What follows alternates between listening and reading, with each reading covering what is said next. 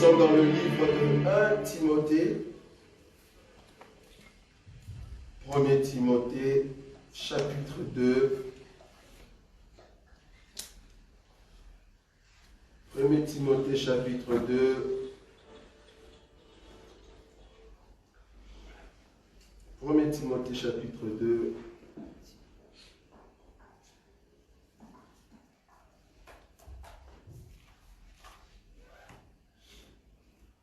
Nous allons commencer à partir du 8e verset et on descend. Je lis rapidement. 1 Timothée, chapitre 2, à partir de 8.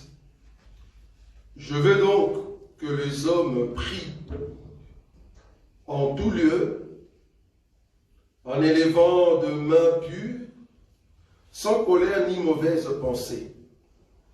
Je veux aussi que les femmes, vêtues d'une manière décente, avec pudeur et modestie, ne séparent ni de tresses, ni d'or, ni de perles, ni d'habits somptueux, mais qu'elles se parent de bonnes œuvres, comme il convient à des femmes qui font profession de servir Dieu. Je vais prendre une autre écriture. Je suis dans le livre de Genèse. Genèse, chapitre 3. Genèse, chapitre 3.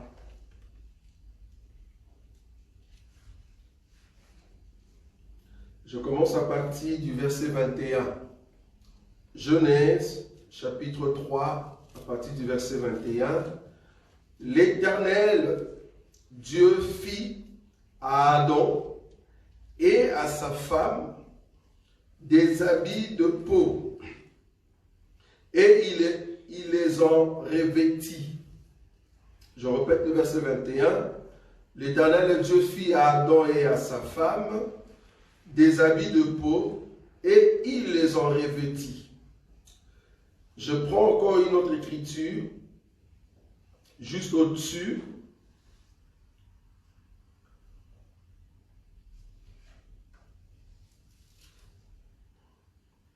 Je prends Genèse toujours chapitre 3. Genèse chapitre 3, le verset 7.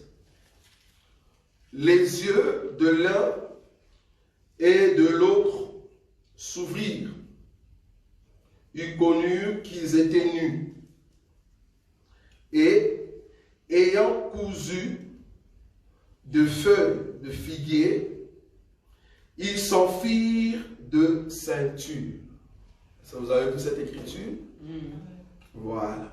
C'est là-bas que nous allons commencer à entrer maintenant dans les détails de ce que j'ai intitulé la fois passée, mon sous-thème, le tenue vestimentaire. Très important.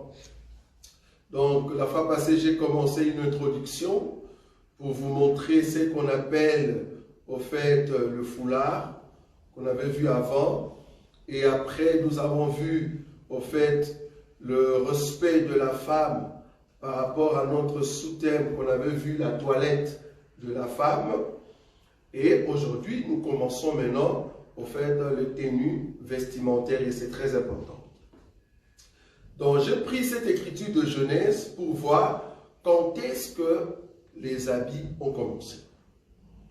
Vous allez comprendre que Adam et Ève, quand ils étaient dans la présence de Dieu, ils étaient nus, comme la Bible le dit, mais vous allez remarquer que leur nudité ne dérangeait pas.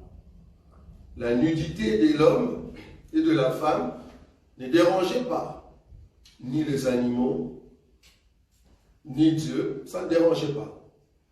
Donc, c'est parce qu'ils étaient purs dans la présence de Dieu. Ça va? Le fait qu'ils étaient dans la sainteté, leur habit, c'était la nudité. Je ne sais pas si vous voyez ça. C'était la nudité. Donc, du coup, vu que l'homme était pur, la femme aussi pure, donc, du coup, la nudité n'était pas un péché. La nudité n'était pas un péché. Quand est-ce que la nudité est devenue péché? C'est quand l'homme a péché avec sa femme, ils ont compris qu'ils étaient nus. Or, le fait de comprendre cela, cela veut dire que tu as compris ou soit tu as mangé l'arbre de la connaissance du bien et du mal. Donc, l'habit qui était la sainteté, la pureté, du coup, cet habit a été ôté de leur vue et ils ont vu qu'ils étaient nus. Donc, en quelque sorte, les yeux s'ouvrirent. Donc, ils avaient les yeux dans la sainteté, dans la pureté, dans la connaissance que de Dieu. Il n'y avait pas de péché. Donc, la nudité était pure. Mais quand ils ont péché, la nudité est devenue une honte. Vous voyez cela? Le fait qu'ils ont vu qu'ils étaient nus, ils ont dit non, non, nous allons faire des habits. Remarquez que le premier couturier, ce n'est même pas Dieu. Le premier couturier, c'était d'abord l'homme. Qu'est-ce que l'homme a fait? La Bible dit ayant cousu. Vous voyez ça? Cousu veut dire coudre. La couture. Donc, et a fait une couture. Vous voyez ça? L'homme a fait une couture pour cacher sa nudité. Mais remarquez que la couture de l'homme, quand Dieu est venu, Dieu n'a pas voulu cela. Parce que c'était une couture qui ne cachait pas vraiment leur nudité. Tu vois? Parce que le péché est là. Alors l'homme, créant un habit, cet habit n'a pas couvert réellement sa nudité. Au contraire, la nudité était là, la honte était là, le péché était toujours là. Je ne sais pas si vous voyez ça. La honte qui est ici, le péché, l'erreur qu'ils ont fait, même s'ils ont cousu, l'homme qui était le premier couturier, malheureusement, son corps ou leur nudité était toujours visible. Pourquoi je touche cette écriture? Vous allez voir que aujourd'hui, si la couture vient de l'homme, tout ce qui vient de l'homme, vouloir ou pas, l'homme va te ramener vers une couture où tu seras nu. Vous voyez ça? Ça, c'est l'homme. Mais si c'est la couture de Dieu, Dieu, par l'Esprit, il va t'amener dans la couture où tu caches quoi? Ton corps. Et vous avez vu les deux différences. Je répète, cela c'est très important. L'homme était le premier couturier, mais cependant sa couture ne cachait pas la nudité. Sa couture, c'était de feuilles de figuier. Sa couture, on voyait tout. Donc ils ont juste fait des ceintures, la Bible dit. C'est-à-dire, faisons juste des ceintures pour cacher notre nudité. Est-ce que vous voyez ça? Mais la ceinture en question ne cache pas la nudité de l'homme. Non, ça ne cache pas la nudité de l'homme. Vous allez comprendre pourquoi. Ça ne cache pas la nudité. Donc, mettre une ceinture seulement, ça ne cache pas la nudité de l'homme. Quand Dieu est venu, Dieu a vu que l'homme était toujours nu. L'homme était toujours nu. Alors, Dieu va maintenant faire l'habit de peau. Vous voyez ça? L'habit de peau. Ce que Dieu avait fait était mieux. Pourquoi? Parce que cela a caché maintenant la nudité de l'homme. Donc, aujourd'hui, dans le monde où nous sommes, nous avons des habits où la pensée de l'homme est de ramener les hommes dans la nudité, et nous avons des habits où la pensée de Dieu est de cacher la nudité. Est-ce que vous voyez ça? Donc, un enfant de Dieu va aller chercher la couture qui cache quoi? Sa nudité. Vous voyez ça? Mais un homme animal, parce qu'il est rempli de péché, il va chercher quoi? Il va chercher l'habit où on voit sa nudité. Donc, tous ceux qui sont du monde, des chantres, soi-disant, de grands, des stars de ce monde, va voir leurs habits. Va voir leurs habits. Tu vas voir que leurs habits, c'est pour montrer la nudité. Mais toi, un enfant de Dieu, tu ne peux pas t'habiller comme ceux du monde. Sinon, tu vas mettre de figuier. Le figuier ne cache pas la nudité. Pourquoi? C'est juste une ceinture. C'est juste un habit qui ne cache pas toute ta nudité. Alors, quand Adam a cousu, il a fait comme étant le premier couturier, son habit premier. Pourquoi nous disons que cet habit ne cachait pas sa nudité? Mais la Bible l'a très bien dit, c'était une ceinture.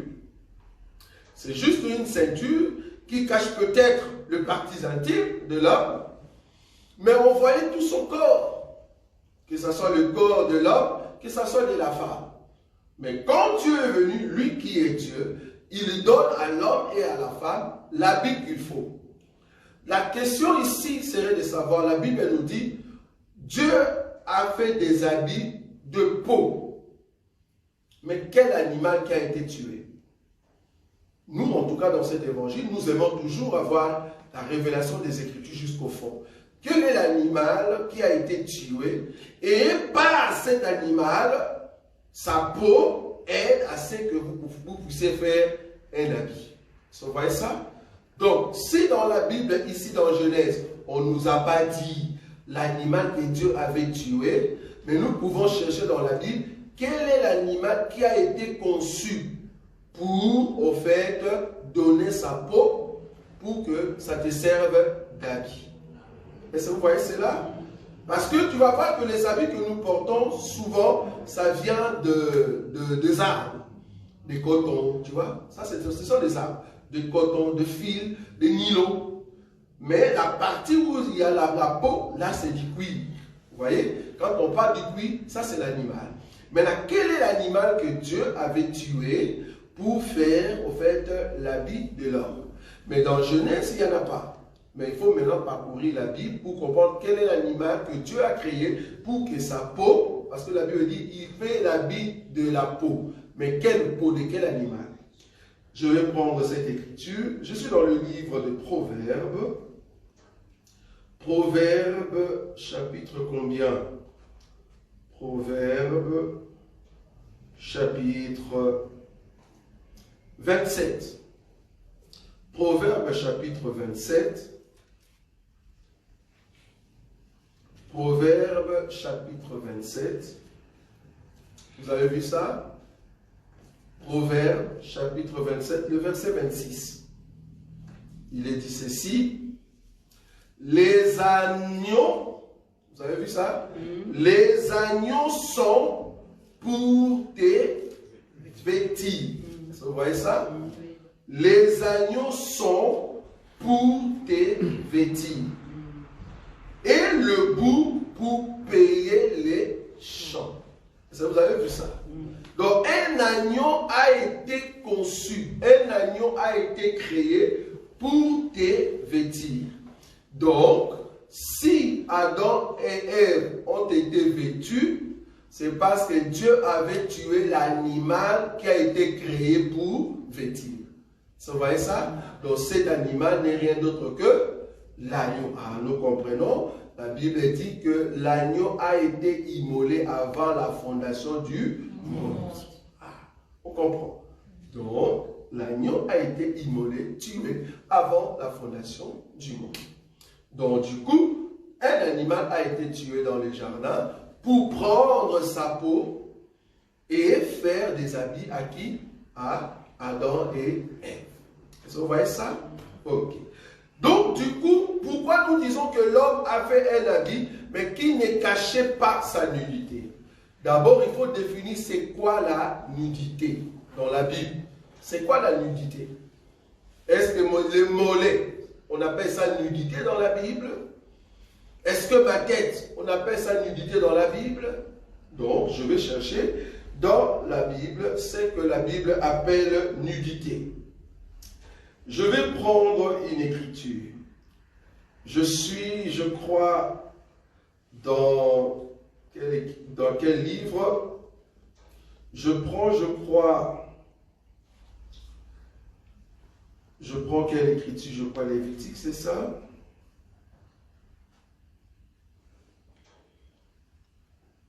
Alors, je prends, au fait, Exode. Oui, Exode. Exode chapitre 28. Exode chapitre 28. Exode chapitre 28. Je vais commencer juste au-dessus et puis je vais sauter. Alors, Exode 28, je prends Je commence à partir du verset 2, par exemple, ou soit le premier. Là, vous allez comprendre l'idée ici. Fais approcher de toi Aaron, ton frère et ses fils, et prends-le parmi les enfants d'Israël pour les consacrer à mon service dans les sacerdoces. Aaron et le fils d'Aaron, Nadab, Abihu, Éléazar et Itamar. 2. Tu feras à Aaron ton frère de vêtements sacrés pour marquer sa dignité et pour lui servir de parure. Cette écriture va nous aider quand nous allons rentrer sur le terme parure. Ça va nous aider. Qu'est-ce qu'on appelle parure? Ici, la Bible dit l'habit d'Aaron, on va l'appeler parure pour Aaron. Même l'habit des enfants d'Aaron, on va l'appeler parure pour les enfants d'Aaron. Qu'est-ce qu'on va appeler parure? C'est par rapport à cette définition que nous allons définir parure, c'est quoi? Dans 1 Timothée chapitre 2. Donc ici, on voit déjà les vêtements. Et là, il commence à citer les vêtements. Maintenant, arrivé dans le verset 41, remarquez. Le verset 41, il est dit ceci. Ou soit je prends le verset 39 d'abord. Tu feras la tunique de fin lin, tu feras une tiare de fin lin, et tu feras une ceinture brodée. Nous avons la ceinture ici, nous avons la tunique. J'aimerais te dire que la tunique au temps d'Aaron et au temps de Jésus, tunique veut dire pyjama. Est-ce que vous savez ça? Tunique veut dire aujourd'hui pyjama. C'est-à-dire un habit qu'on met sous les habits. Vous voyez ça? C'est un pyjama. Un pyjama, c'est ce que nous on met aujourd'hui pour dormir. Et même Aaron, quand il était dans la position de repos, il mettait la tunique seulement. La tunique, c'est en fait un pyjama. Et au-dessus de ce pyjama, il va maintenant mettre la robe. Remarquez même Jésus, il avait, quand on vient pour enlever ses habits, qu'est-ce qu'on a enlevé? Le manteau, la robe et la tunique. Est-ce que vous vous rappelez ou pas? Jésus, quand on voulait le tuer, on a dit que le manteau était ôté, et je crois qu'il y a un petit qu'il avait ramassé. Vous voyez ça? C'est quel manteau? C'est le manteau qu'Hérode lui avait donné. Donc le manteau royal. Est-ce que vous voyez ça? Quand il est venu dans la maison de Hérode, hein, il a quitté la maison de Pilate, on l'a amené chez Hérode. La Bible dit, on dit que tu es roi. Et tu, roi, il dit, tu l'as dit. Et Hérode, qu'est-ce qu'il a fait? Il a enlevé, au fait quoi? Le manteau, il a mis sur Jésus. Or, Jésus avait déjà une robe. Vous voyez ça?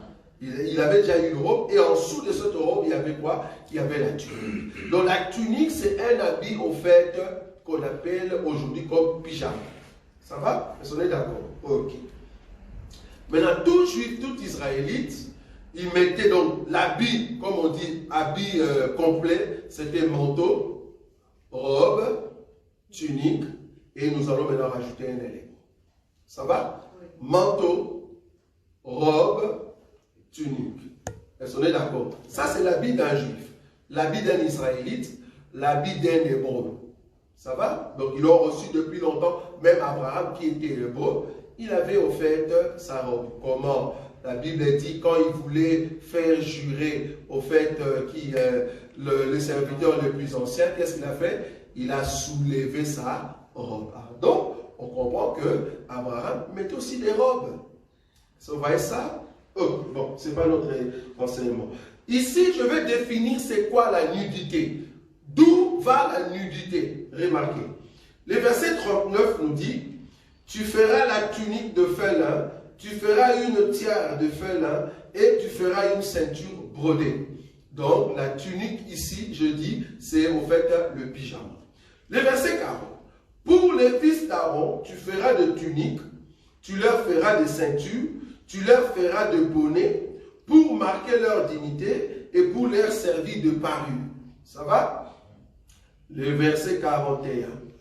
Tu en revêtiras Aaron, ton frère, et ses fils avec lui, tu le oindras, tu les consacreras, tu le sacrifieras, et ils seront à mon service dans les sacerdoces. 42. Fais-leur quoi? De caleçon. Vous voyez ça?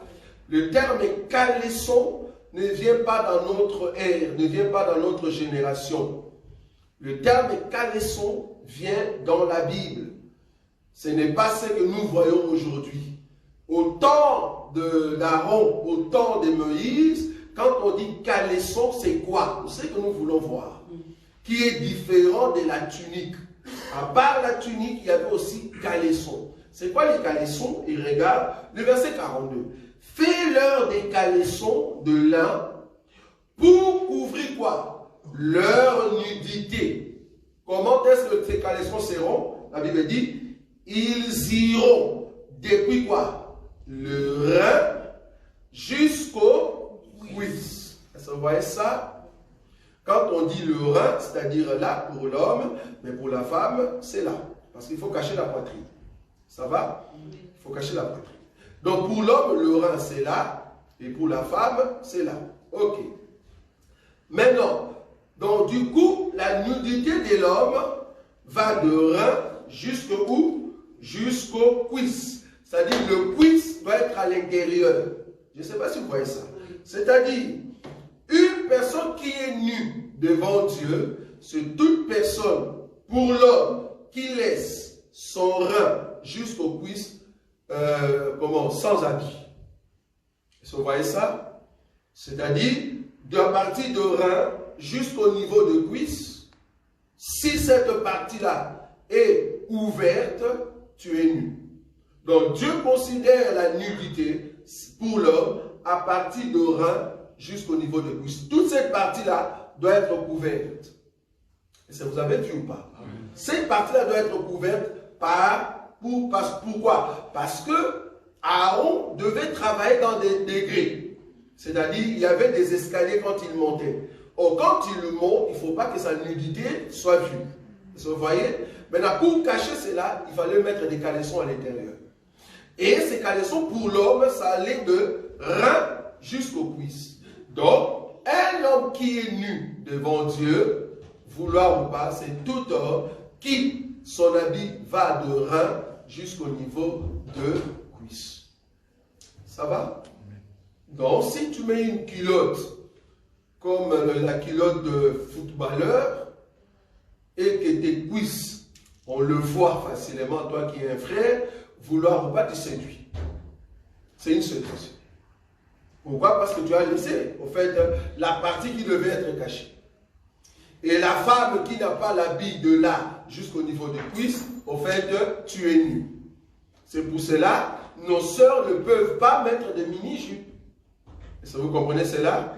Mini-jupe, pourquoi? Parce que quand tu mets des mini-jupes et que tu es assise, nous voyons quoi? Tes cuisses. Est-ce que vous voyez ça? Donc du coup, il faut cacher toute cette partie-là des cuisses. Il faut les cacher.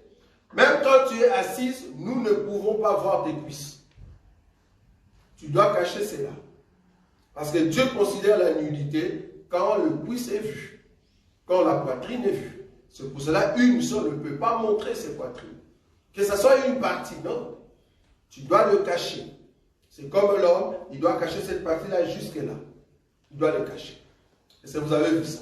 Donc la définition de la nudité dans la Bible, c'est pour l'homme, ça va de rein jusqu'au niveau de cuisse. Et pour la femme, le rein, en tout cas, le sein fait partie du rein. Ça va? Donc du coup, la poitrine de la femme est considérée ensemble avec le rein. Donc du coup, elle doit cacher à partir de la poitrine jusqu'au niveau de cuisse. Ça va? Ok. Donc là, nous voyons que Dieu considère la nudité à partir de là jusqu'au niveau des cuisses. Ça, c'est Dieu, parce qu'il a dit ça à qui? À Moïse. Si Dieu considère que la nudité va de rein jusqu'au niveau de cuisse, donc, quel est l'habit que Dieu a créé pour Adam? C'est quoi? Une jupe. Vous avez vu ou pas? Amen. Dieu a créé une jupe. Est-ce que vous voyez ça? Il a créé une jupe jusque-là. Dieu ne pouvait pas créer pour Adam un caleçon. Pourquoi? Parce que Adam était seul avec sa femme. Le caleçon, c'est par rapport aux yeux des autres. Est-ce que vous voyez ça? Mais Dieu définit la nudité, c'est deux reins au niveau des cuisses. Or, Adam était seul avec Ève. Les enfants n'étaient pas encore venus. Donc, l'habit que Dieu avait créé pour Adam, devant sa femme, c'était une jupe. Pour cacher quoi? Sa nudité. Or, la nudité, c'est de reins jusqu'aux cuisses. Est-ce que vous avez vu ou pas? Voilà. Donc, Dieu a créé une jupe. Et pour la femme, c'est de là jusqu'à là. C'est quel habit? Robe. Est-ce que vous voyez? Dieu a créé pour Ève une robe et Dieu a créé pour l'homme une jupe. Est-ce que nous sommes d'accord? C'est selon les Écritures. Donc, la jupe cache la nudité et la robe cache la nudité de la femme. Cache la nudité de la femme. Donc, si aujourd'hui vous nous dites que la jupe est un habit de femme, je ne suis pas trop d'accord. Parce qu'en Écosse, et aujourd'hui, il y a aussi des modélistes qui font aussi des jupes. Ils ne sont pas, en tout cas, contre la parole, parce que même dans la Bible, nous voyons des hommes qui ont mis des jupes. Ça va? Si aujourd'hui nous voyons des hommes porter des robes, ils n'ont pas tort, parce que même dans la Bible, nous voyons des hommes qui ont porté des robes. Donc, la robe et la jupe, ce n'est pas l'habit de femme. Non. Vous allez comprendre qu'est-ce qui fait l'habit de femme. L'habit de femme, par rapport à Dieu, c'est par rapport à ce qui cache la nudité de la femme et ce qui cache la nudité de l'homme. Ça va? Est-ce que nous sommes d'accord? Oui. Voilà. Donc c'est Dieu qui est en fait le couturier qui dit ça, c'est l'habit de la femme, mais ça, c'est l'habit de l'homme. Donc au départ, Adam avait une jupe et Ève avait quoi? Une robe. Est-ce que vous voyez ça? En tout cas, si pas la robe, en tout cas, un habit qui cache à partir de là jusqu'en bas. Ça peut être en forme de robe ou soit une pagne, un pagne, pardon. Ça va? Donc, ça pouvait être un pagne, ça dit couvrir de là jusqu'en bas, ou soit une robe. Est-ce que nous sommes d'accord? Ok. Maintenant, si tel est le cas, et que Dieu a créé une jupe pour Adam, pour cacher au fait sa nudité, parce que ça doit aller de rein jusqu'au niveau de cuisse, et que Ève, on lui a donné une sorte de robe, ou soit un pagne pour couvrir au fait sa nudité. Et la Bible dit, c'est comme ça que maintenant, Adam est sorti, jusqu'à ce que nous sommes venus au temps de Noé. Mais avant d'arriver au temps de Noé, je vais répondre à une question directement ici qu'on m'avait posée la fois passée par mon frère Patou. Je vais prendre une écriture. Ce que nous avons vu à l'école, cela est conforme avec notre enseignement. Qu'est-ce que je voulais dire? Remarquez, je prends une écriture ici. Je suis dans Genèse chapitre 4. Genèse chapitre 4. Genèse chapitre 4. Je prends un verset ici qui va beaucoup m'aider.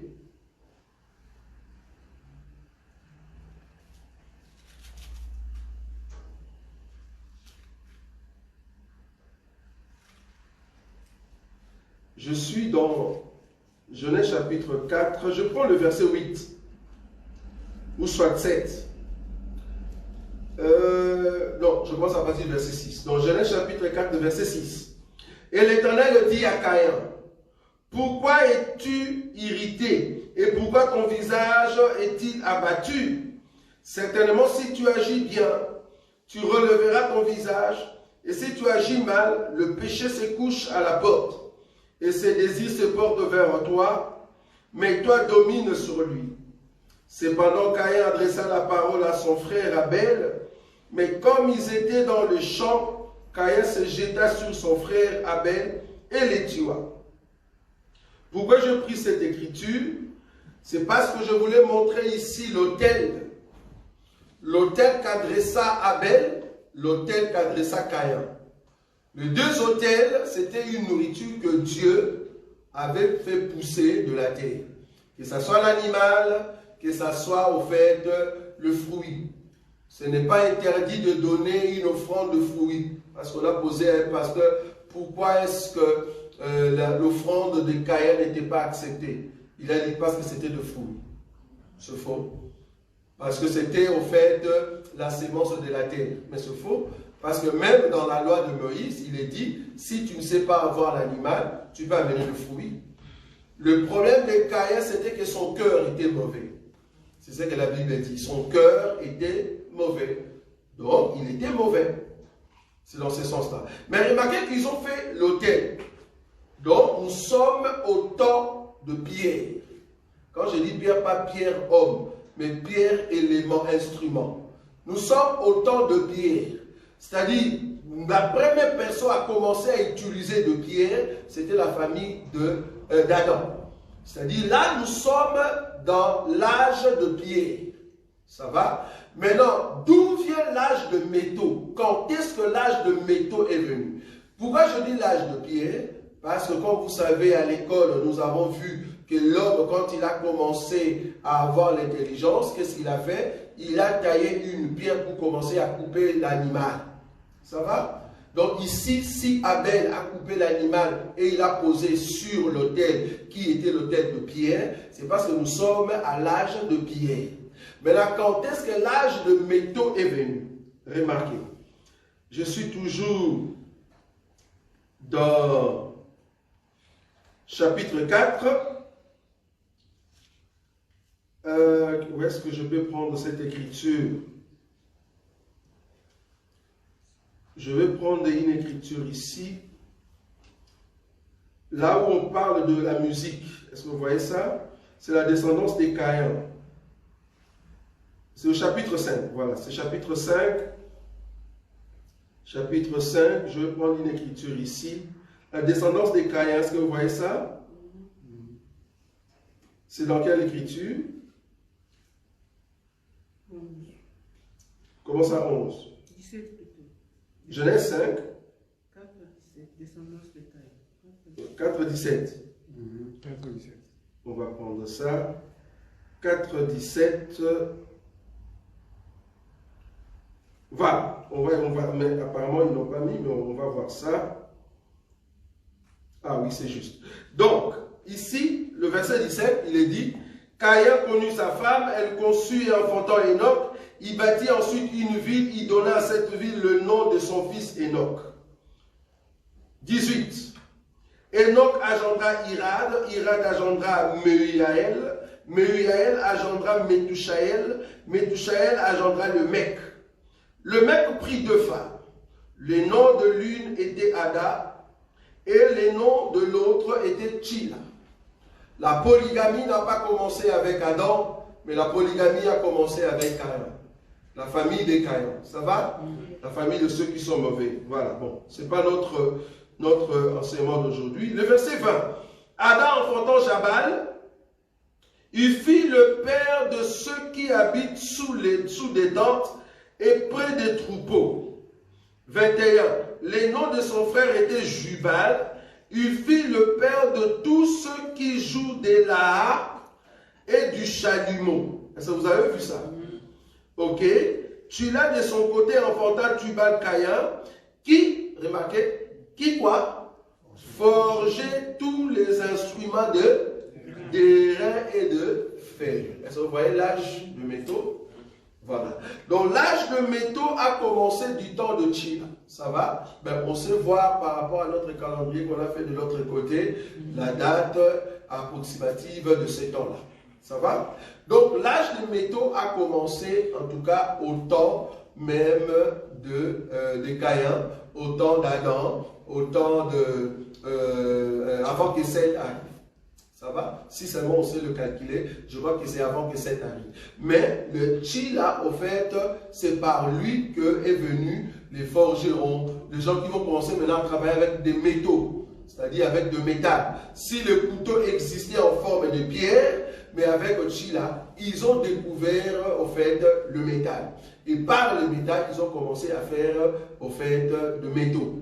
En d'autres termes, de couteaux, des armes, parce que l'homme tué à l'époque, c'était avec de pierre, parce qu'il faisait de pierre taillée. Si vous regardez en tout cas votre histoire, c'est l'âge de pierre taillée. Il mettait de pierre taillée en forme de lance. C'est comme ça qu'il tuait l'animal. Et c'est comme ça qu'il déchirait l'animal. Maintenant, à l'âge de métaux, il a remplacé la pierre par le métaux. Et c'est comme ça que jusqu'à aujourd'hui, hein, on est encore à l'âge de métaux. Je ne sais pas si vous savez. L'âge que nous en sommes aujourd'hui, c'est à l'âge de métaux, mais l'âge de métaux a pris quoi? Au fait, l'évolution, ce qu'on appelle la technologie.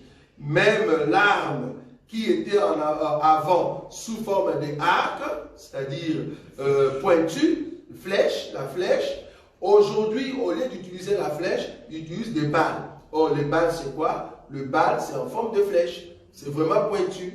Le problème, quand tu lances la flèche doit venir avec puissance pour toucher l'animal, le côté vulnérable de l'animal, pour que l'animal soit tué. Et aujourd'hui, avec la balle, ou soit d'autres fusils, la balle en question, c'est en forme de flèche qui vient, mais qui tourne. Je ne sais pas si vous savez, quand la balle arrive, ça tourne pour toucher, au fait, la partie vulnérable de l'animal, ou soit d'un homme. Ça va? Donc, nous sommes toujours à l'âge de métaux. Parce que le bal en question, c'est sous forme de métal. Ça va? Voilà. Donc, du coup, l'habit a continué dans la descendance d'Adam. Quel habit? Ben, de jupe, ou soit de robe, ou soit le pain. Ça continue. Jusqu'à ce que nous sommes maintenant au temps de l'évolution, je vais appeler ça, quelle évolution? Ben, c'est Genèse, chapitre, je crois 10. Genèse, chapitre 10, Nimrod. Vous connaissez cet homme? J'aime beaucoup ce nom. J'aime beaucoup ce nom. On m'avait posé Nimrod était de quelle race? Je m'aurais dit que Nimrod était un noir. Ça, vous savez, non? Vous savez ou pas? On a déjà vu ça? Nimrod était un noir. Ça, vous ne savez pas? Ok. Alors, je vais prendre Nimrod. Il est où Nimrod? Je prends le verset là où il a construit, au fait, la tour de Babel, parce que c'est lui qui a construit ça. Nimrod. Alors, je suis dans quelle écriture? 10:8 d'abord, ça va? 10:8. Regarde, Cush engendra aussi Nimrod. Vous avez vu ça? Oui. La Bible dit Cush engendra aussi Nimrod. C'est lui qui commença à être puissant sur la terre. Le premier homme à être puissant sur la terre, c'est un noir. Oui ou non? Oui. Pourquoi oui? C'est parce que Cush, c'est lui le père par lequel tous les noirs sont sortis.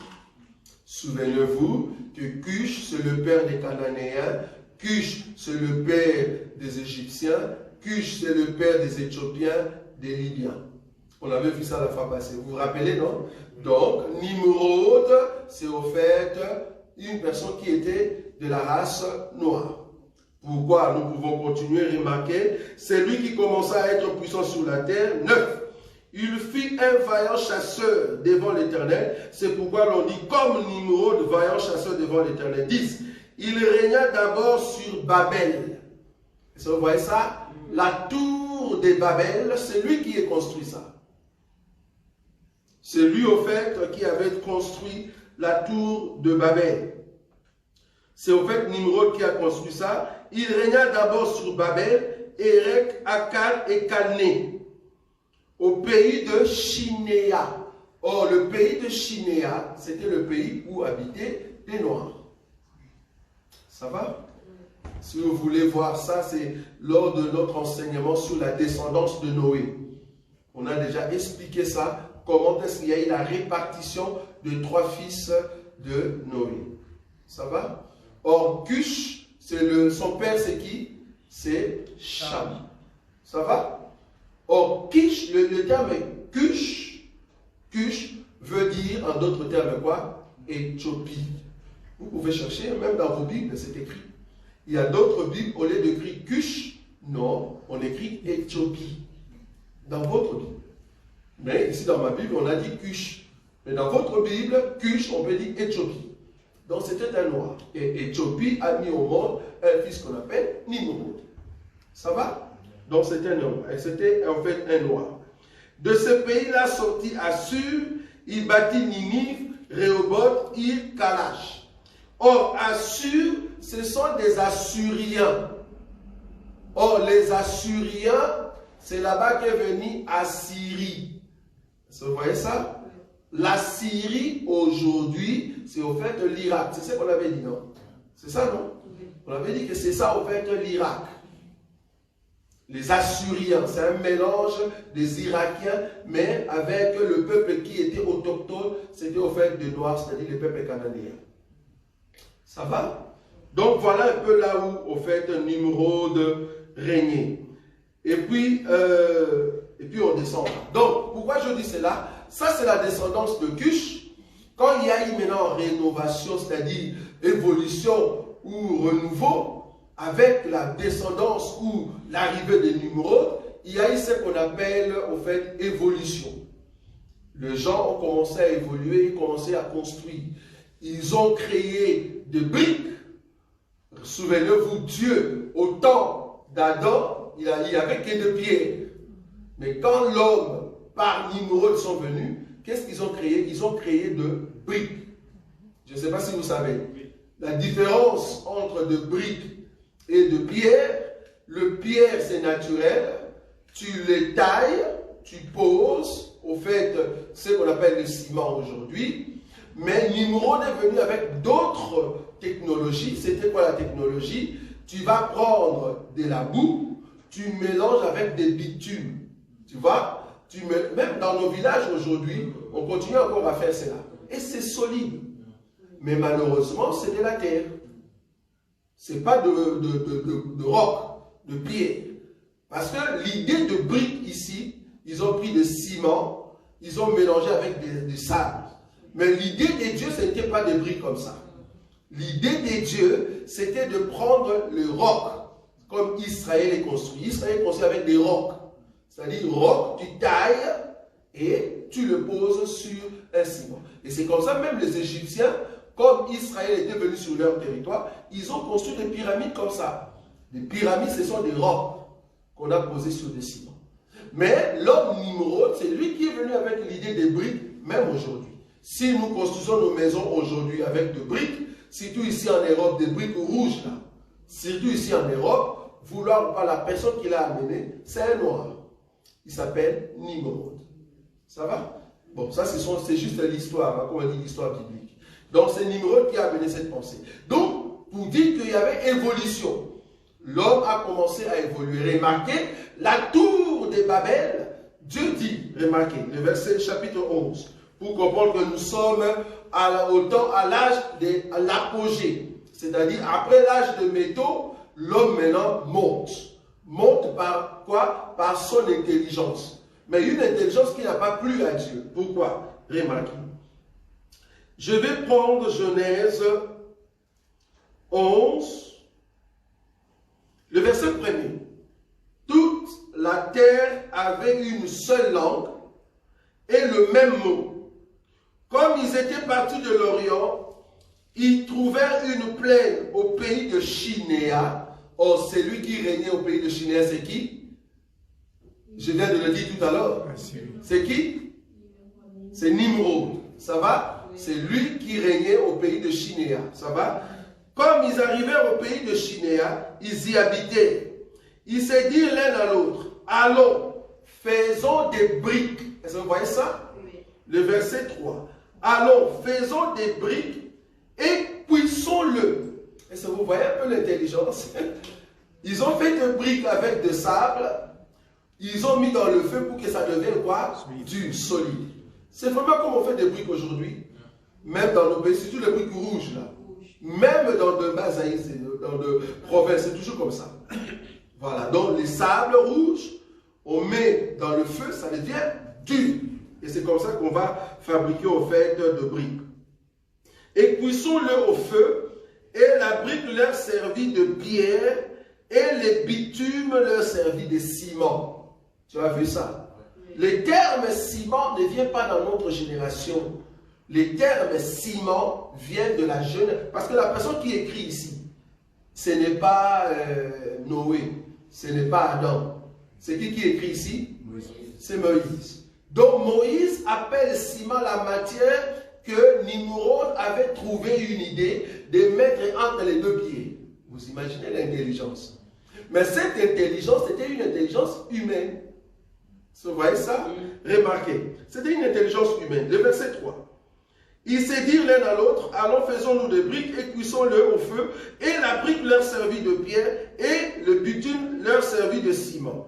Ils dirent encore, allons bâtissons-nous une ville et une tour dont les sommets touchent au ciel. Et faisons-nous un nom afin que nous ne soyons pas dispersés sur la terre de toute la terre. L'Éternel descendit pour voir la ville et la tour que bâtissait le Fils des hommes. Et l'Éternel dit, voici, ils forment un seul peuple et ont tous une même langue. Et c'est là ce qu'ils ont entrepris. Maintenant, rien ne les empêcherait de faire tout ce qu'ils auraient projeté. En d'autres termes, l'homme est uni dans les langages et dans le boulot. Et il a dit quoi? Nous allons construire des gratte-ciel. Gratte-ciel, c'est aujourd'hui. Mais au temps des Nimrod, ils ont dit, nous tous, nous allons habiter dans un seul bâtiment. Et le bâtiment va toucher quoi? Le ciel. On appelle ça gratte-ciel. Vous voyez? Ça ne vient pas d'aujourd'hui des gratte-ciel. Gratte-ciel vient des Nimrod. Depuis le temps des Nimrod, ils ont déjà construit des gratte-ciel.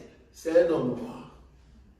Je dis ça parce que ça se trouve dans la Bible. Il ne faut pas cacher la race que nous avons. La race que les autres aimeraient avoir aussi. Parce que Dieu a voulu commencer l'histoire là-bas pour l'amener quelque part. Parce que quand les autres disent que nous ne croyons pas au Dieu, soi-disant des Juifs, ben je leur dis, vous ne comprenez pas la Bible. Dieu a commencé avec les Noirs. Et il a amené ça quelque part. Ça, nous le savons. Donc, il faut comprendre pourquoi Dieu marche dans chaque race. Vous voyez ça? Dieu marche dans chaque race. Parce qu'il est lui-même, il a accepté d'être mort à la croix. Il a accepté de mourir, pardon, à la croix, comme étant un noir. Je ne sais pas si vous le savez, j'ai toujours dit ça. Pourquoi? Parce qu'à la croix, c'était l'offrande qu'on avait posée sur le feu. Or, tout animal, toute chose qu'on pose sur le feu, vouloir ou pas, il aura quelle couleur?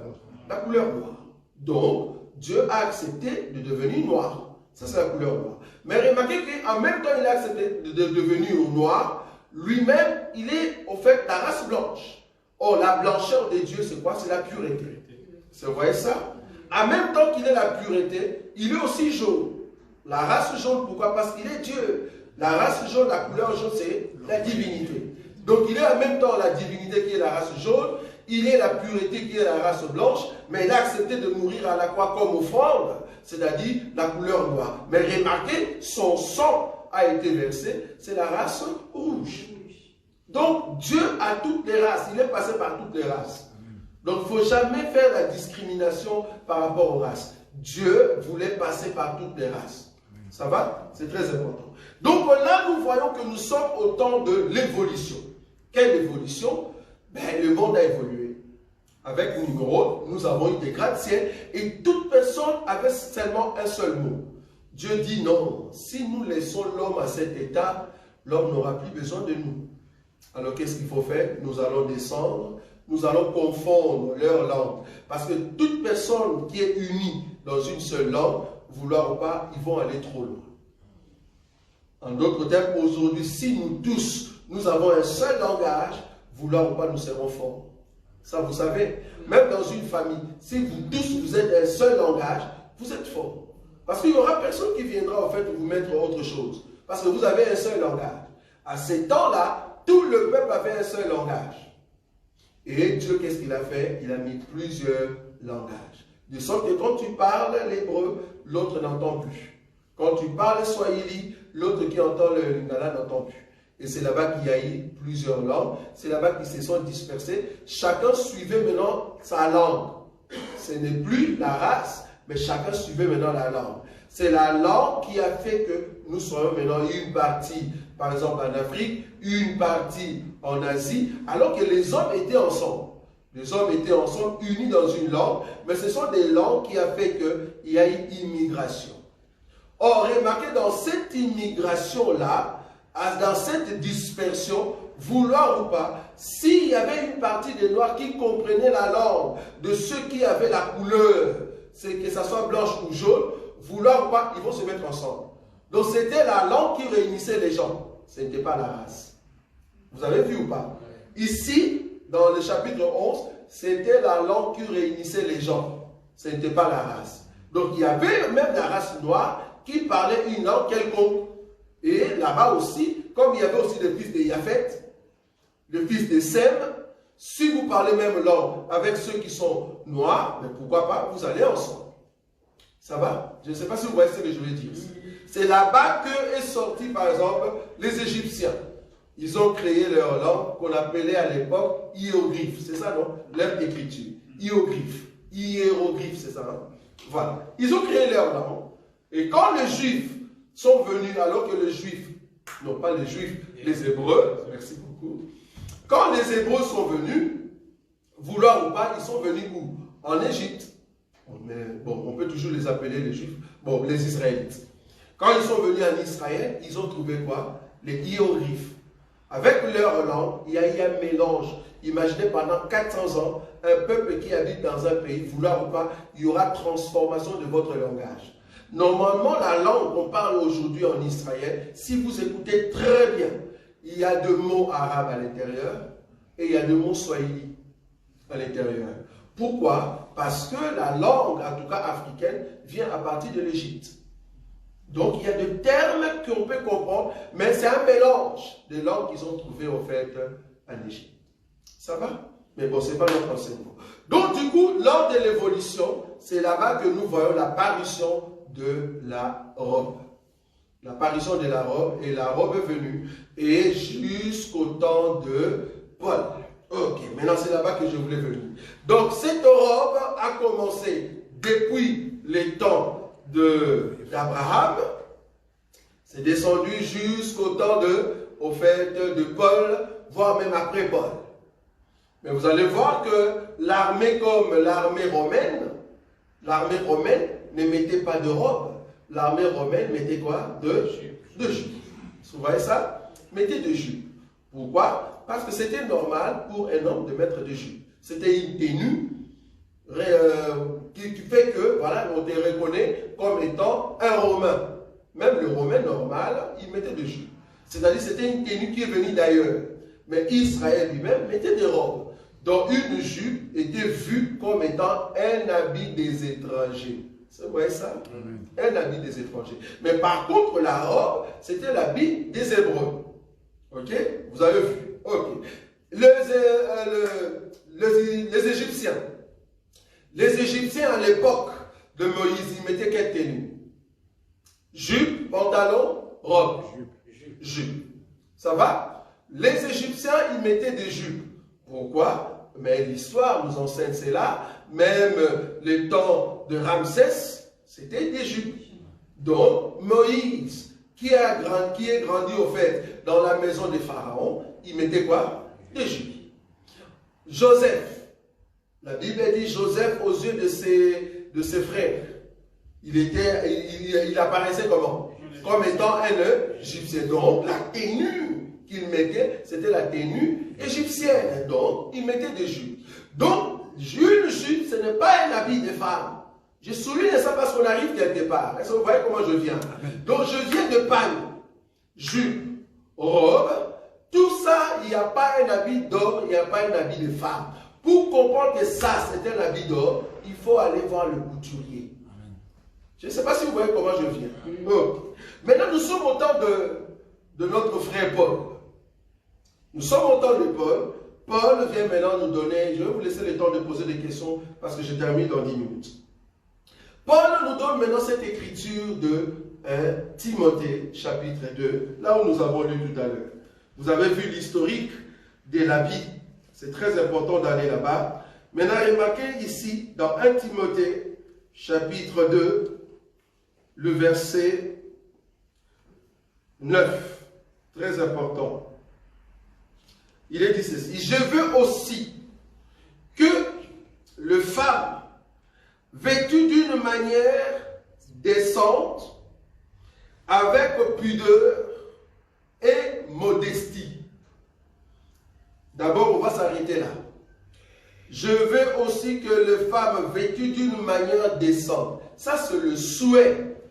Le souhait de qui? D'un prophète, d'un ministre de Dieu, d'un enfant de Dieu, qui donne le souhait. Il veut à ce que si tu es une femme de Dieu, tu dois te vêtir comment? Au fait, manière décente, pudeur et modestie.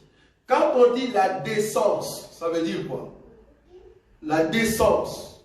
Vous connaissez ce mot? Décence.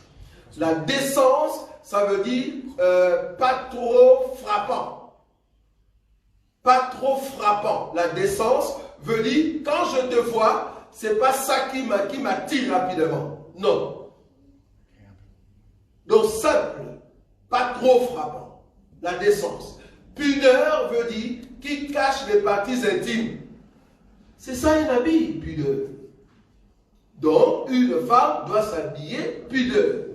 Et quand on dit modestie, modeste, c'est-à-dire simple. Vous voyez ça? C'est-à-dire qu'il ne faut pas nous amener des habits compliqués trop chers. Sois simple. Et là, il parle à l'église. Il ne dit pas à la maison. Il dit à l'église. Parce qu'il parle à Timothée. Il dit à Timothée, pour quelle église? L'église d'Éphèse. Parce que Timothée était pasteur de l'église d'Éphèse. Or, Éphèse, dans ces temps ici, Éphèse était la ville commerciale. Où les gens avaient quoi? L'argent. Vous voyez ça? C'est pour ça, dans le chapitre, je crois, 6, le verset 17, on peut lire ça, remarquez. Chapitre 6, le verset 17, remarquez ce que Paul dit à Timothée. Recommande aux riches du présent siècle de ne pas être quoi? Orgueilleux et de ne pas mettre leur espérance dans des richesses incertaines, mais de la mettre en Dieu qui nous donne avec abondance toutes choses pour que nous en jouissions. Recommande-le de faire du bien, d'être riche en quoi? En bonnes œuvres, d'avoir de la libéralité, de la générosité et de s'amasser ainsi, c'est-à-dire si vous faites ça, de s'amasser ainsi pour l'avenir un trésor placé sur un fondement solide, en fait de saisir quoi? La vie véritable. Cette écriture, Paul ne dit pas aux riches de ne pas être riches. Non. Il dit seulement aux riches, si vous êtes riches, dis à ces riches-là de ne pas de mettre leur cœur là-bas. Vous voyez ça? Ça dit, même si je suis riche, j'ai des beaux habits, mais je ne mets pas mon cœur là-bas. Mais cela ne m'empêche pas d'avoir de beaux habits, d'avoir la richesse. Mais je ne veux pas mettre mon cœur là-bas. C'est un élément. Nous allons rentrer aussi prochainement.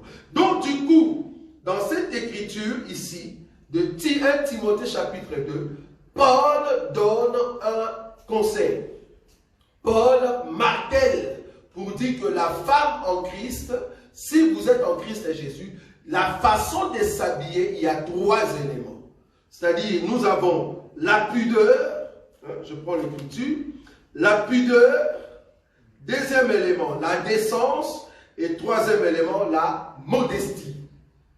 Si une femme est déjà habillée comme ça, alors évitez de mettre de parure, de paraître. Vous voyez, c'est là. Okay. Nous allons d'abord rester dans l'habit vestimentaire, après l'or et tout ça. Okay. Donc, l'habit vestimentaire, cette tenue vestimentaire, Paul dit, doit être pudeur. Qui dit pudeur, cacher la nudité. Est-ce que nous sommes d'accord? Okay. Cacher la nudité par rapport à Dieu. Quand je dis cacher la nudité, il y a d'autres habits, tu le mets. Tu as caché la nudité, mais tu es encore nu. Pourquoi? Parce que c'est un habit que l'homme a créé. Je ne sais pas si vous voyez. J'ai dit ça tout à l'heure.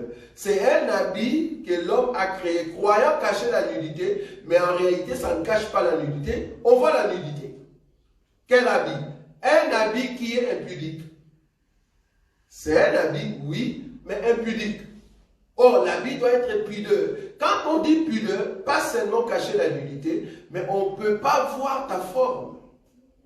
Non, ce n'est plus pudeur. Pudeur veut dire, je ne vais pas montrer mes formes. Non, je ne peux pas. Moi qui suis un enfant de Dieu, je ne peux pas mettre un habit qui montre mes formes. Pour les hommes, peut-être le forme, ce n'est pas par derrière, mais par devant. Donc, aujourd'hui, un frère qui nous met un pantalon slim, serré à fond, ça ne va pas. Vous voyez ça? Donc, ce n'est pas pudeur. Même un frère, quand ce n'est pas pudeur, ce n'est pas pudeur. Même un frère. J'ai beaucoup aimé, j'ai vu une vidéo où il y a un pasteur du Congo, il y a un pasteur qui a prêché dans son église. Et le pasteur n'était pas bien habillé. Et lui, il venait d'arriver, et puis il a vu la scène, il a dit au modérateur, si possible que le pasteur puisse arranger son habit, mais le pasteur ne comprenait pas trop, jusqu'à ce que le pasteur responsable de l'église a dit à ces pasteurs qui prêchaient, il dit non, tu dois couper ta prédication, va au fait changer les habits et tu vas prêcher le dimanche. En tout cas pour aujourd'hui, tu dois, en tout cas, c'est pas possible que tu prêches comme ça. C'était un homme qui était en pantalon, mais impudique. Pourquoi? Parce qu'on voyait son corps. Même si on ne voyait pas clair, mais sur le pantalon, on voit son corps. Donc ton corps ne peut pas dessiner que ce soit un homme, que ce soit une femme. C'est ça, pudeur. C'est ça aussi la décence. La décence, quand on dit décence, c'est-à-dire s'habiller de sorte que tu ne gênes pas la pensée des autres. Regarde par exemple de reines. Même nos reines, avant de sortir, ils ont toujours des conseils. Avant que tu sortes, il y a des conseils qui regardent la pudeur, qui regardent la décence, tout ça. Ils regardent. Une reine ne peut pas sortir n'importe comment. On doit tout contrôler. Sinon, les paparazzis, vous connaissez les paparazzis? Ils vont prendre des photos. Une reine, on a pris des photos bizarres, ça ne va pas. Donc, du coup, une femme, un frère qui n'est pas pudeur, ben tu pêches. C'est malséant. Parce que ici, nous sommes à l'église. Nous sommes à l'église. Mais supposons que je suis dans la maison. Est-ce que je suis obligé de m'habiller pudeur? Je suis à la maison avec ma femme. Parce que là-bas, nous sommes dans un jardin d'Éden. Je vais me mettre en pudeur parce que j'ai des enfants. Mais supposons que nous sommes à deux. Je n'ai pas besoin d'être en pudeur. Je ne sais pas si vous voyez ça. C'est-à-dire, quand on parle de pudeur, ce n'est pas partout. On parle d'être pudeur par rapport à l'identité de la chrétienté. C'est-à-dire, étant chrétien, je mets des habits qui donnent au fait la référence que voilà un chrétien. Étant chrétien, je donne l'identité de l'habit que Dieu a fait pour Adam et pour Ève. Pourquoi? Parce que ça vient de Dieu. Donc du coup, comme je suis un enfant de Dieu, Dieu me dit de mettre un habit pudeur. Donc du coup, si j'arrive dans un magasin, même si on met en mode des habits, moi je vais chercher un habit qui me convient selon l'idée de Dieu et non pas selon l'idée de l'homme. Je ne sais pas si vous voyez ce que je dis. C'est-à-dire, quand je mets un habit, je demande à Dieu, est-ce que je suis nu, oui ou non? Parce que être nu, c'est-à-dire, on voit aussi ta forme. On voit ta forme, ça ne va pas. Donc, être nu, c'est-à-dire, on voit aussi ta forme. Donc, tu vas mettre, tu dis, est-ce que je suis nu, oui ou non? Je prends la pudeur. Devant le miroir, je me regarde. Si je ne suis pas pudeur, ben, j'enlève cet habit. Il faut que mon corps soit caché. Que ça soit en dehors, que ça soit dans le fait. Parce que être chrétien, ce n'est pas seulement à l'église. Vous êtes d'accord avec moi? Nous sommes chrétiens partout. Quand je dis partout ici, dehors. Mais quand tu es à la maison, ça c'est différent. Là, tu es avec ton mari. Ça c'est votre terrain. Ça c'est le jardin. On appelle ça les jardins. Tu es dans ta maison avec ton mari, sois à l'aise. Mais quand tu es dehors, c'est les témoignages des autres. Les autres doivent témoigner que tu es l'enfant de Dieu. Donc, je dois être pudeur. Donc je parlais de la pudeur, je parlais de la décence. Je vais toucher le vendredi de ce qu'on appelle modestie. La modestie, c'est quoi? Parce que vous allez remarquer que quand il va toucher maintenant l'habit somptueux, dans cette écriture, remarquez, il a dit ceci: je veux aussi que les femmes, vêtues d'une manière décente, avec pudeur et modestie, ne séparent ni de tresses, ni d'or, ni de perles, ni d'habits somptueux. Vous avez vu ça? Voilà. Là, nous sommes à l'église. Est-ce qu'il est défendu de mettre l'habit somptueux? Non. Est-ce qu'il est défendu de mettre l'habit somptueux à l'église? Oui. Je ne sais pas si vous voyez comment j'explique la parole. Il n'est pas interdit de mettre l'habit somptueux partout, non. L'habit somptueux, par exemple, le roi, tu ne vas pas l'empêcher de mettre ses habits royaux. Tu ne vas pas l'empêcher, vouloir ou pas. Quelqu'un qui va dans un magasin, dans de boutiques d'habits, vouloir ou pas, il peut mettre l'habit cher. Tu ne vas pas l'empêcher. Mais quand tu viens à l'église, ben, tu n'es pas tu n'es pas en tout cas autorisé à mettre de l'habit somptueux. Pourquoi? Parce que tu viens montrer ta richesse. On va voir ça prochainement. Ça va? Là, quand on va parler sur la modestie. C'est très important. Donc ici, le femme doit regarder son habit, si l'habit est pudeur, si l'habit est décente. C'est-à-dire, ça ne gêne pas la conscience de l'autre. C'est très important. Par exemple, aujourd'hui, on a des habits qu'on appelle des dentelles. Un habit qu'on appelle des dentelles. Mais toute personne qui met ses habits, vouloir ou pas, l'idée qui est dans la tête, l'idée d'Adam, dans cet habit-là, c'est de montrer à l'intérieur. Mais il faut mettre une sorte de couche fine, qui cache un peu, qui cache, mais qui ne cache pas vraiment. Mais c'est quoi la pensée? Vous comprenez que la pensée, c'est de ramener l'homme vers la nudité. Vous voyez? Parce que très bientôt, les nudistes vont monter très fort. Le nudiste, les gens qui aiment se promener nus, ça va être normal. Ils vont commencer à se promener comme ça. Donc ça va être normal. Et partout. Et, comme vous le savez, déjà avec le fils du diable, de chantres, tout ça, de musiciens du monde, ils ont déjà créé des habits où tu vois sa nudité. Mais soi-disant, elle est en fait habillée. Mais tu n'es pas habillée. Tu es nu, ma soeur. Tu es nu. Et ces habits-là arrivent. Et malheureusement, nous voyons aussi nos sœurs, que ce soit au Congo, que ce soit ici en Europe, que ce soit au Canada ou peut-être aux États-Unis. Tu vas acheter une robe comme ça, une robe de mariage, ou soit une robe soirée, mais une robe soirée où on voit tes cuisses, où on voit ta poitrine, on voit la ligne de la poitrine. Ça ne va pas. Ce n'est pas pudeur. Une sœur en Christ doit au fait refléter la chrétienté partout. Donc son habit doit avoir les trois critères. Pudeur, modestie, décence. C'est les trois critères. Donc si tu veux acheter un habit, il faut qu'il y ait ces trois critères.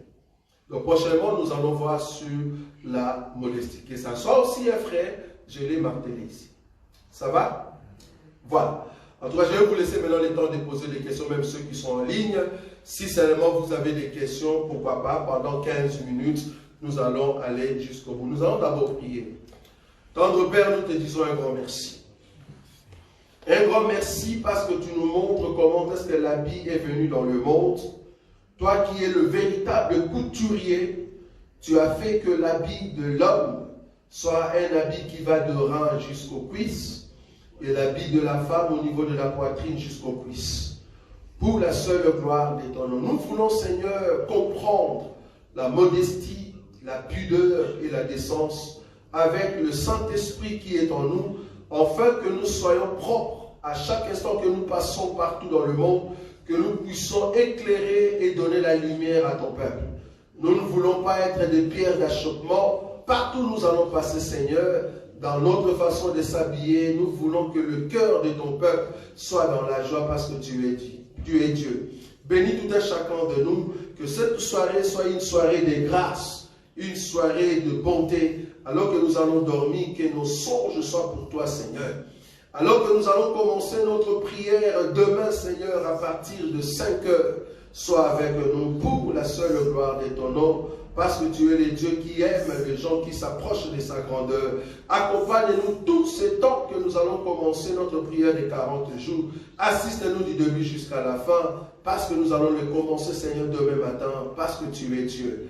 Que seul ton nom soit élevé en ton nom, Jésus-Christ, que nous avons ainsi prié. Amen. Amen. Nous laissons le temps des questions. Pendant 10 minutes, si vous avez des questions. Oui, frère Béni. On a une question ici en ligne.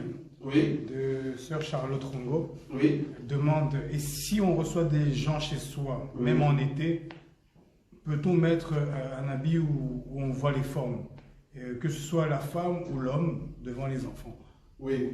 J'ai bien dit ici, si vous êtes seul, toi et ton mari, ben, vous avez le droit de jouir de votre jardin. Je l'ai dit ici.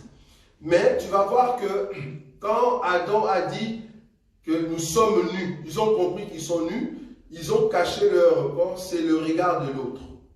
C'est le regard de l'autre qui fait que je cache ma nudité. Quand Dieu est venu, il a donné aussi un habit qui cache vraiment la nudité de l'homme. Pourquoi? C'est le regard de l'autre. Donc du coup, les enfants, c'est le regard de l'autre. Les gens qui viennent dans la maison, c'est le regard de l'autre. Mais mon mari, ma femme, ce n'est pas le regard de l'autre parce que nous sommes un. Je ne sais pas si vous voyez ça. Donc s'il y a des gens qui viennent à la maison et que j'étais mal habillé, ben, je cache au fait ma façon d'être. Je cache au fait mes formes. Je cache, ou si j'étais en culotte, ben je mets un pantalon normal. Il ne faut pas dire, ah, je suis chez moi, c'est vous qui êtes venu chez moi, alors vous pouvez voir, en fait, comment est-ce que je suis, Dieu m'a créé bien. Non. Tu dois cacher, au fait, ta forme, tu dois cacher, au fait, ce que Dieu t'a donné comme corps. Ça va? Il ne faut pas laisser, si tu étais en culotte, même les visiteurs, ils viennent là-bas, ils voient tes cuisses, parce que tu as été à Basic Fit, hein? Tu es devenu comme Goldberg, et voilà, tu gardes tes cuisses comme Goldberg pour que tout le monde puisse voir. Tu es en cinglé, hein?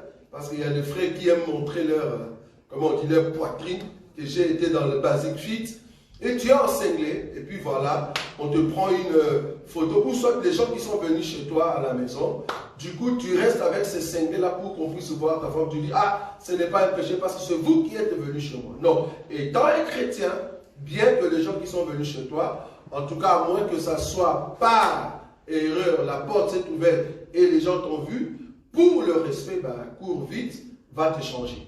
Ça va? Mais si normalement les gens vont venir chez toi, je suis certifié que tu es au courant qu'il y a des gens qui vont venir chez moi. Donc du coup, je ne veux pas rester dans cette tenue. Je veux aller m'échanger par rapport à l'heure qu'ils m'ont dit qu'ils vont venir. Ça va? Bien que tu es chez toi. Tu dois normalement changer de tenue. Ça va? Oui? Alors pour les hommes, comme la nudité vient du niveau de rein jusqu'au genou, oui. C'est-à-dire un homme qui n'a pas de t-shirt, il n'est pas nu.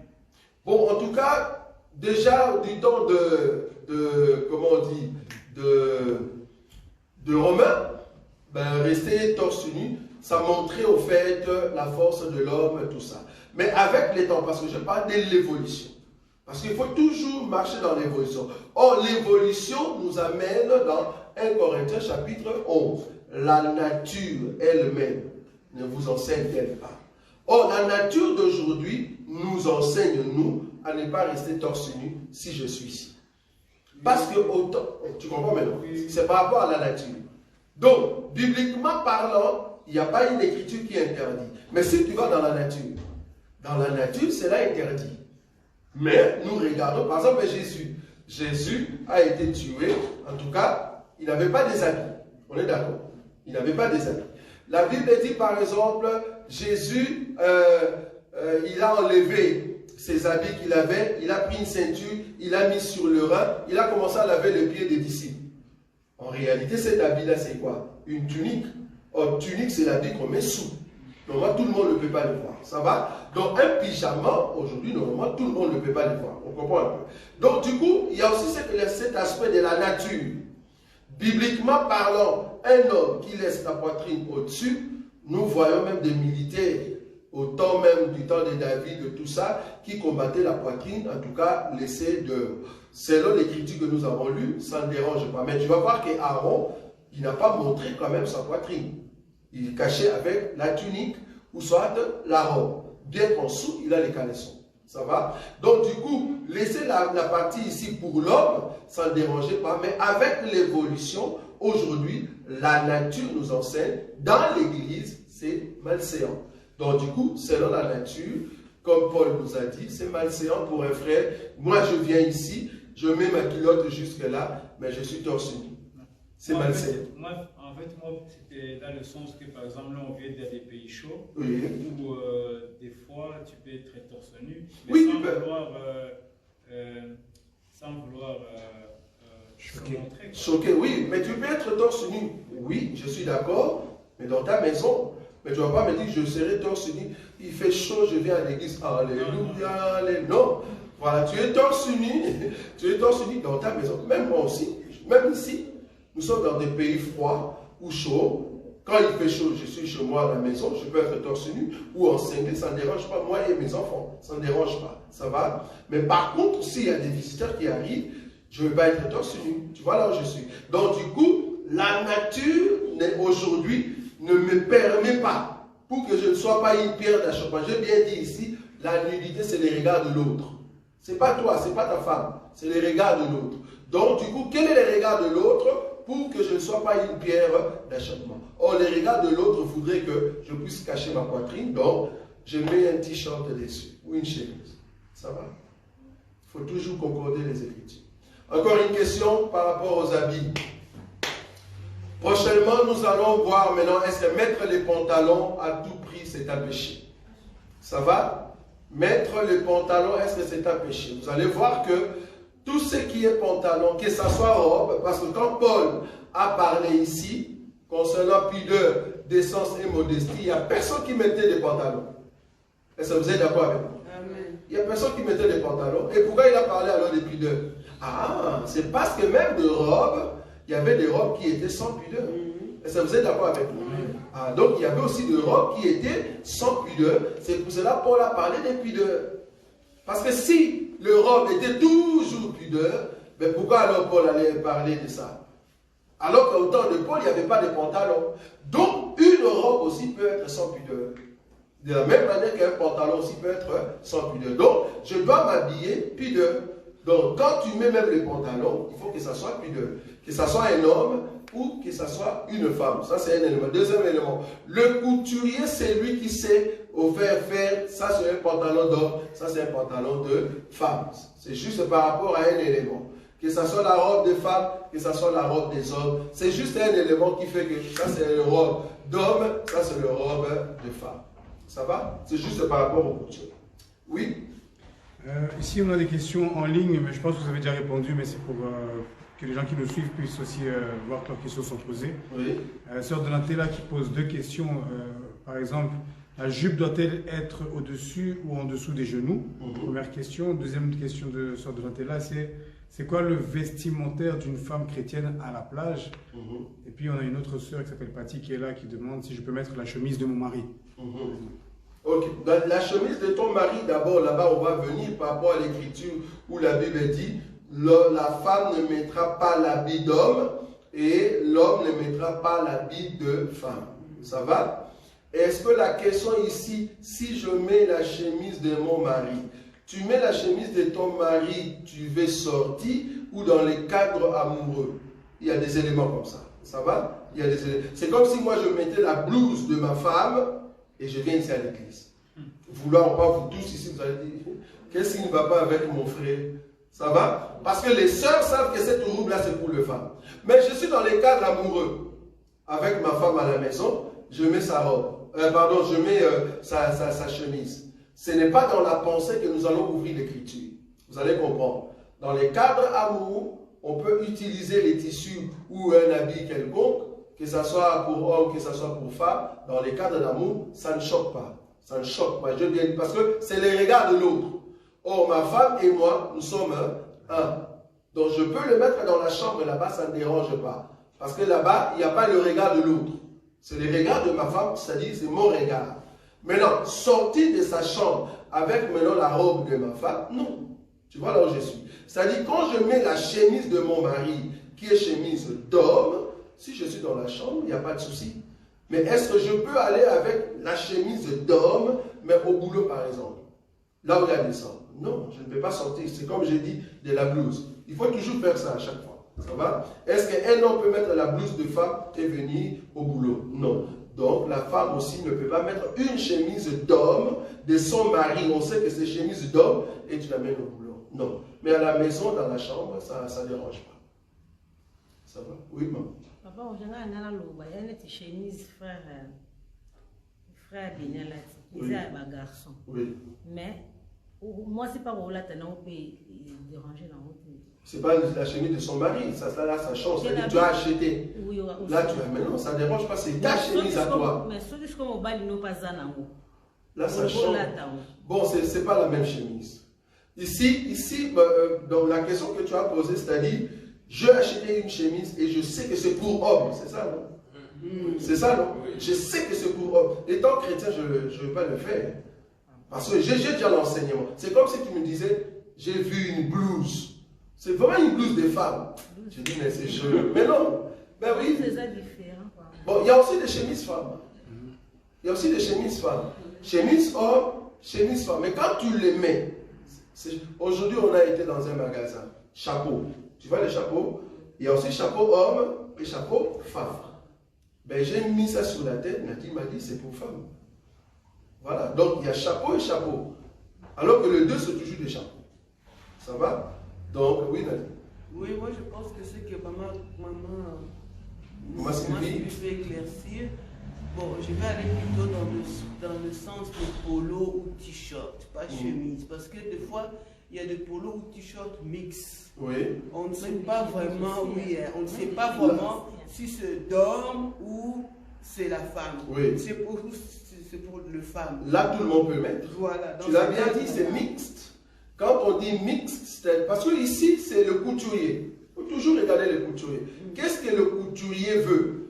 Le couturier, Dieu, voulait que l'homme mette la jupe. Le couturier, Dieu, voulait que la femme mette le paille ou soit la robe. Mais là, si le couturier dit c'est une chemise mixte, c'est-à-dire même l'homme ou la femme peut le mettre, je ne pêche pas. Je ne pêche pas. Mais une blouse de femme, c'est vraiment femme, je ne peux pas le mettre. Il y a aussi des blouses pour hommes, ça vous savez, non? Blouse, mais pour hommes. Tissu, parce que blouse c'est quoi? C'est tissu. Oui. Les tissus, mais pour hommes. Il y a aussi des blouses pour hommes, il y a aussi des blouses pour femmes. Donc, si la blouse en soi, c'est pour femme, je ne peux pas le mettre. Mais si la chemise, comme maman Sylvie a dit, la chemise est mixte, ben tu peux le mettre, il n'y a pas de souci. C'est mixte. Parce que c'est le couturier qui a dit c'est mixte. Je le mets, je ne souffre pas. Je ne sais pas si vous voyez un peu la tendance. Parce que le but ici, c'est quoi? Le but, c'est de se dire les regards de l'autre. Ce n'est pas toi. Parce que tout est permis. J'avais dit ça la fois passée. Tout est permis. Moi, je peux mettre les habits de ma femme et je commence à marcher sur Clémenceau. Mais le problème est, que dit les autres? Tu vois là où je suis? Que dit les autres? L'œil de l'autre, ça me fait quoi? C'est pas moi je ne vais pas pécher. L'œil de l'autre va dire, pourquoi tu as mis ça? C'est que tu es un pédé. Ou soit tu es homosexuel. Tu vois? Donc du coup, je ne le mettrai pas. Je ne le mettrai pas. Dans l'œil de l'autre, je ne veux pas être pierre d'achoppement pour l'autre. Alors, je m'abstiens. C'est dans ce sens-là. Ça va? Donc ici, il ne faut pas vous mettre dans la loi. Mettez-vous dans la position, que va dire l'autre? Que vont dire les hommes dehors? Sinon, tu seras, je m'en fous. Et puis tu viens, voilà. Parce que la même robe que j'ai ici, supposons prochain, c'est moi le bouton. C'est moi le bouton ici. On le met là. Ça devient une robe de femme. Mais même tissu. Vous voyez ça? Même tissu, même forme. Ça change quoi? Juste le bouton. Je ne sais pas si vous voyez ça. Juste le bouton qu'on a mis là-bas. Donc, il n'y a rien du tout.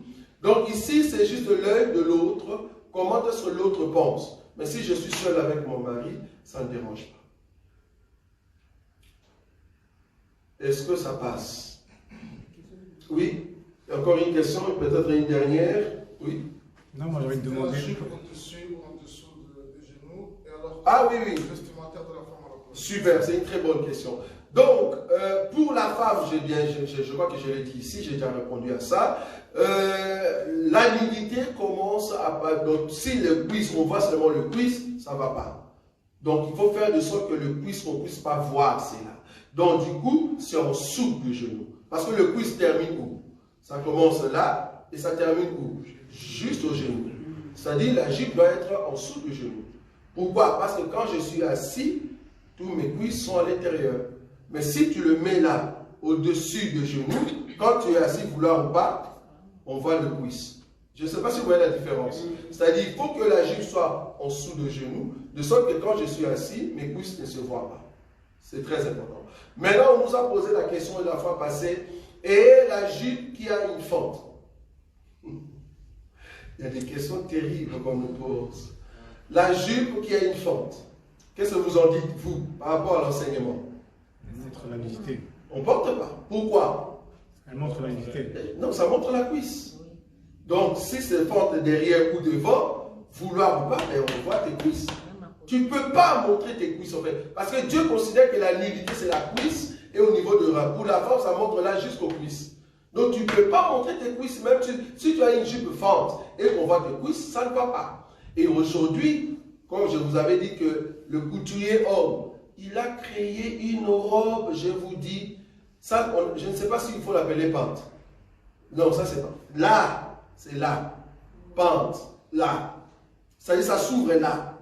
Donc tout ça, le pied là, est dehors. C'est seulement cette partie qui est cachée. Qu'est-ce que vous allez dire? C'est la nudité, ça, vous êtes nu, ma soeur. Tu es nu.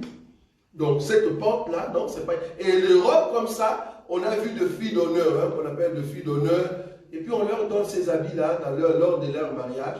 Ils dansent, la poitrine dénudée, les cuisses dénudées, et puis ils chantent la chanson de Jésus. Hein. Alléluia, avec des pieds dehors. Elles sont nues et ils chantent Alléluia. Et on voit ça dans les églises. C'est grave. Oui? Une question? Mais par rapport aux plages. Oui. Donc, si on comprend bien, normalement, c'est pour un enfant dédié, donc c'est pas la peine d'aller aux plages. Parce que vouloir ou pas, quand il va rentrer l'eau, donc les formes, ça va donner toujours les formes. En fait, plage, maintenant, c'est l'environnement. Parlons aussi de l'environnement. Je vais donner un exemple. Jésus, j'ai bien dit ici, Jésus voulait laver le pied de disciples. Il a enlevé sa robe. Il a enlevé sa robe.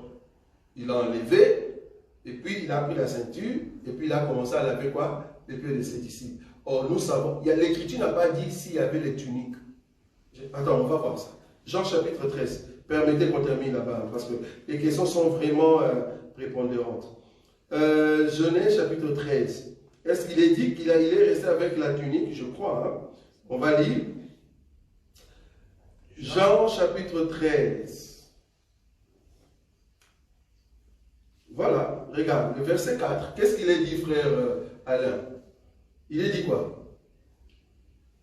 C'est s'éleva des tables, oui, ôta ses vêtements et prit un linge dont dont il s'est saigné. Regardez, on a dit ici, il ôta ses vêtements. Question maintenant, est-ce qu'il a tout ôté et qu'il est resté seulement avec la ceinture? Vous voyez ça? Parce qu'ici, il faut faire la différence entre les vêtements. J'ai déjà donné cet enseignement. Les vêtements et les pyjamas. Les vêtements dans la Bible veut dire manteau, robe. Le pyjama, c'était à côté. Tu vas voir qu'il y avait les vêtements et la tunique. Les vêtements et la tunique. Donc, on marchait toujours vêtements et tunique. Quand on dit vêtements, c'est-à-dire manteau, robe. Quand on dit tunique, c'est-à-dire pyjama, ce qui était à l'intérieur. Donc, Jésus ne pouvait pas rester nu juste pour laver les disciples, non. Quand on dit il ôta ses vêtements, c'est-à-dire il a enlevé les vêtements qui étaient dessus, il est resté avec la tunique, qui était un pyjama. Ça, c'est la culture juive. Ça va? Donc, il n'était pas resté nu. Mais remarquez qu'avec la tunique, c'est honteux de rester comme ça dehors. C'est-à-dire, là-bas, il peut le faire. Tu vois? Il n'a pas péché. Mais avec la même tunique devant les gens, non, c'est honteux. Pour que ça soit vraiment honteux, remarquez, on l'a ôté tous les habits, même la tunique, on l'a ôté quand on l'a crucifié. Tu vois? Mais dans les territoires, là où il avait les pieds, là ça passe. Mais dehors, ça ne passe pas. Maintenant, la question, c'est de savoir par rapport aux plages. Quelles sont les tenues, au fait, pudeur de plage, quelles sont les tenues impudiques de plage? Tu vois là où je suis. Donc, du coup, par rapport à ce territoire-là, ça change. Par rapport à ce, sinon, tu vas dire qu'un enfant de Dieu ne peut pas laver dans une piscine. C'est-à-dire, c'est interdit. J'aurais pas une écriture. Piscine publique. Biblique, je parle de biblique. C'est ça. Je dis, c'est ça. Est-ce que c'est interdit? C'est pas interdit, mais la nature, ça devient la nature pour nous. Oui. Parce que là, dans le piscine publique, c'est interdit donc d'aller donc avec même collant, c'est interdit, maillot seulement. Ah non, maillot, je ne parle pas. Ah, ben ici, moi, je parle de pudeur. Oui, quelle est la tenue pudeur? C'est ça que je dis, la piscine publique, déjà là, là c'est une condition. Oui. Pour les hommes, même pas donc au maillot ou c'est culotte, non. Non, c'est maillot seulement. Maillot. Oui, les filles, c'est là c'est pas maillot seulement. Là c'est pas pudeur. C'est ça que je dis donc. Oui, là c'est pas pudeur. Mais maillot jean, par exemple. maillot jean, là ça change. Bon, maillot jean. Oui, c'est en rentrant à l'eau, quand tu vas sortir, donc ça donne toutes les formes. Ah, si tel est j'ai beaucoup aimé ce que tu as dit maintenant. C'est-à-dire, quand on entre dans l'eau, alors là, on aura un problème de baptême. C'est ce qu'on nous a posé comme question la fois passée. On nous a dit maintenant, par rapport au baptême voulant, quand quelqu'un entre dans l'eau, que ce soit au temps de Paul, que ce soit au temps de Jean-Baptiste, on voit les formes des femmes. Mais là, nous sommes quand même dans un service saint. Je ne sais pas si vous comprenez. La Bible interdit de s'enivrer de vin, mais lors de Sainte-Seine, la Bible dit prends le vin. Tu vois, c'est comme ça. C'est-à-dire, dans le cadre d'un service saint, ben, ce n'est pas un péché. Il faut toujours voir des circonstances. C'est-à-dire, dans ces circonstances-là, même le forme est destiné parce que l'eau t'a collé, ben, ce n'est pas un péché. Je ne sais pas si tu vois là où je suis. Mais tu as toujours caché, mais bien que le corps est dessiné, ce n'est pas un péché parce que c'est un service saint. En tout cas, on va continuer par rapport à ces questions. C'est très simple. Par rapport à la piscine, quelle est la tenue qu'il faut mettre? Ça va? Parce que je sais que même au temps de Jésus, il y avait des piscines, on est d'accord? Au temps de Jésus, il y avait des piscines, oui ou non? Amen. Les gens plongeaient dans la piscine, oui ou non? C'était comment? C'est ça la question, non? Question. Oui, parce que c'est ça les questions les plus importantes parce que, comme en famille, donc vous allez organiser pour aller peut-être plage, les enfants. Il y a toujours une tenue pudeur. Il y a toujours une tenue pudeur et il y a une tenue impudique. Il y a toujours, partout, que ce soit au boulot, il y a une tenue pudeur, il y a une tenue impudique. Que ce soit au service militaire, il y a une tenue pudeur, il y a une tenue impudique. Que ce soit à l'église, il y a des gens qui portent des tenues pudeur et des tenues impudiques. Que ce soit à une fête, il y a des tenues. Donc partout. C'est par rapport au territoire. Ça va? Je ne sais pas si tu vois là où je suis. Et c'est là-bas que nous allons voir par rapport à l'habit somptueux. Quand est-ce qu'il faut mettre l'habit somptueux? Quand est-ce qu'il ne faut pas le mettre? Donc c'est par rapport au territoire. Ça va? Allez, que Dieu vous bénisse. Amen.